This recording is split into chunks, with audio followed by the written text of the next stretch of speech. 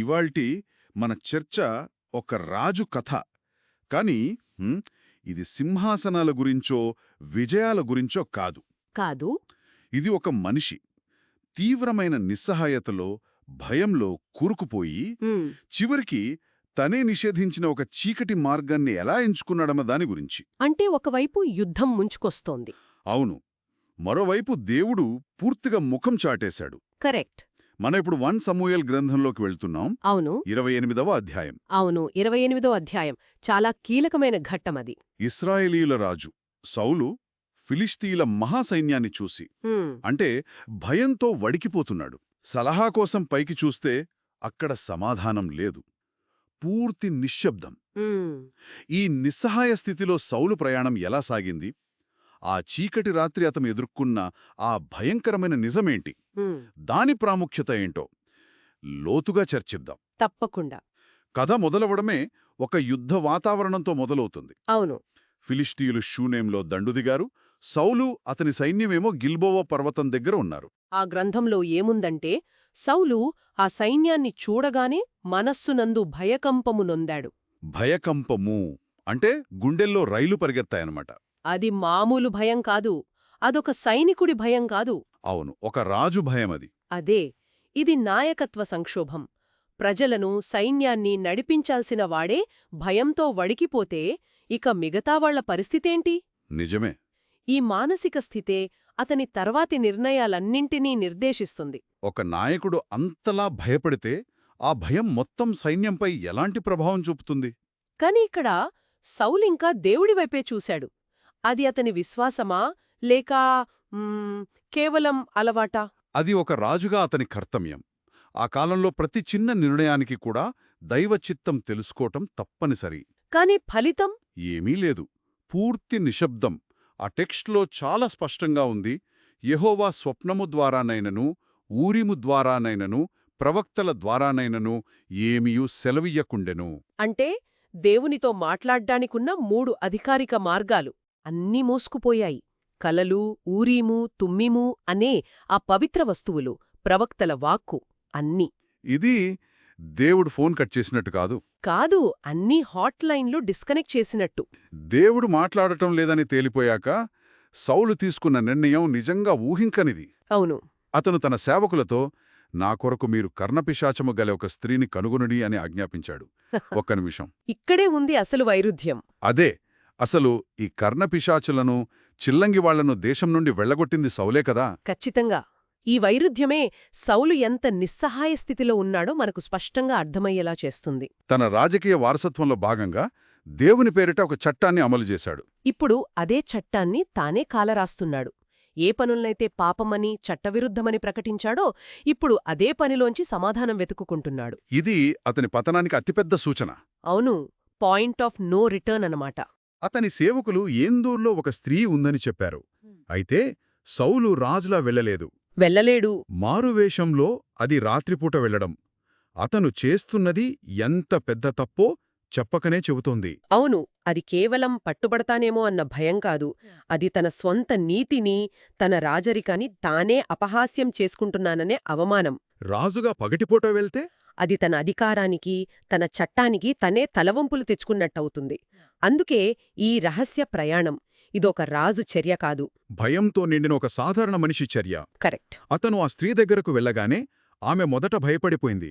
ఆమె మాటల్లో ఆ భయం స్పష్టంగా కనిపిస్తుంది. అవును, ఆమె అంటుంది, సౌలు ఏం చేశాడో నీకు తెలీదా?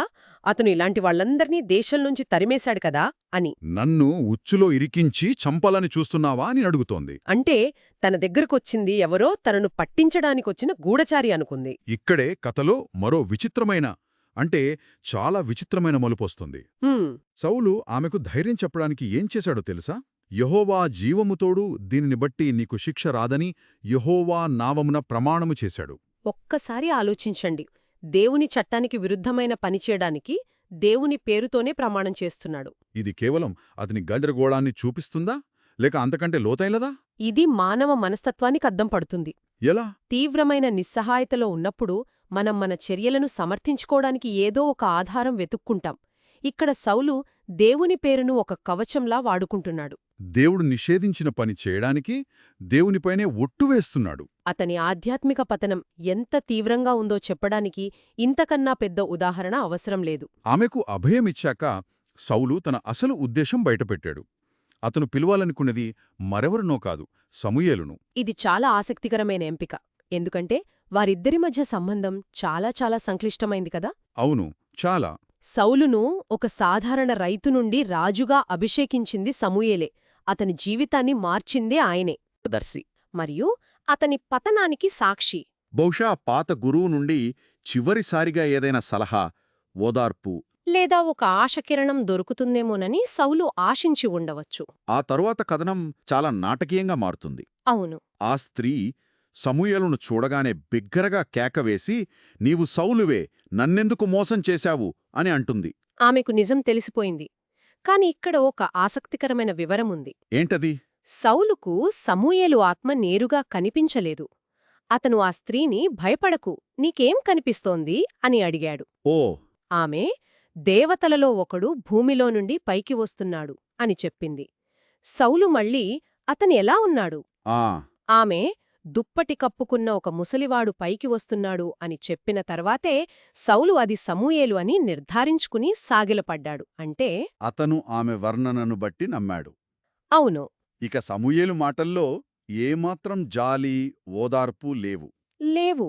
అతను వచ్చినదే ఒక రకమైన అసహనంతో, నన్ను పైకి రమ్మని ఎందుకు తొందరపెట్టావు అని అడిగాడు. దానికి సౌలు తన బాధనంతా చెప్పుకున్నాడు. ఫిలిష్తీయులు మీద పడుతున్నారు, దేవుడు నన్ను విడిచిపెట్టాడు. ఏ మార్గంలోనూ మాట్లాడటం లేదని. అందుకే ఏం చెయ్యాలో తెలుసుకోవడానికి నిన్ను పిలిపించానని చెప్పాడు. సమూయేలు సమాధానం అది కత్తిలాంటిది. ఎలాంటి జాలీ లేదు. కొత్త సమాచారం ఏమీ లేదు. పాత తీర్పునే మళ్లీ నిర్ధారించాడు. అవును, అది మరింత కఠినంగా. మొదట దేవుడే నిన్ను వదిలేసి నీకు శత్రువయ్యాక నన్నడిగి ఏం లాభం అని నిలదీశాడు. ఆ తర్వాత రెండవది, నీ చేతిలోంచి రాజ్యాన్ని తీసి నీ పొరుగువాడైన దావీదుకు ఇచ్చేశాడు అని స్పష్టం చేశాడు. ఇది గతం, కాని ఇప్పుడు వర్తమానంలో జరుగుతోందని చెప్పాడు. కారణం కూడా గుర్తుచేశాడు. అందుకు ఈ శిక్ష అని చెప్పాడు. అంటే నీ అవిధేయతే నిన్ను ఈ స్థితికి తెచ్చిందని ముఖంమీద కొట్టినట్టు చెప్పాడు. ఇక చివరిగా అన్నిటికన్నా భయంకరమైన మాట. ఆ చివరి మాట, రేపు నీవును నీ కుమారులను నాతో కూడా ఉందురు. దాని అర్థం చాలా స్పష్టం. రేపు యుద్ధంలో నువ్వు నీ కుమారులు చనిపోయి మృతుల లోకంలో నాతో పాటు ఉంటారు. ఇది కేవలం ఓటమి గురించి చెప్పడం లేదు. మరణం గురించి చెప్తోంది. అవును. ఆ మాట వినగానే సౌలుకి ఒంట్లో ఉన్న శక్తి అంతా పోయింది. అక్కడికక్కడే కుప్పకూలిపోయాడు. మూలంలో అతను అప్పటికే దివారాత్రము భోజనం చెయ్యలేదని ఉంది. అంటే అతను శారీరకంగా బలహీనంగా ఉన్నాడు. ఇప్పుడు ఈ మాటలతో మానసికంగా కూడా పూర్తిగా పతనమయ్యాడు. ఆశ కోసం వెళితే మరణశాసనం వినిపించింది. ఇక్కడే కథలో ఒక ఊహించని, అంటే నమ్మశక్యం కాని మలుపొస్తుంది. అవును. సౌలుకు మరణశాసనం వినిపించిన తర్వాత అతనికి సహాయం చేసింది ఎవరు?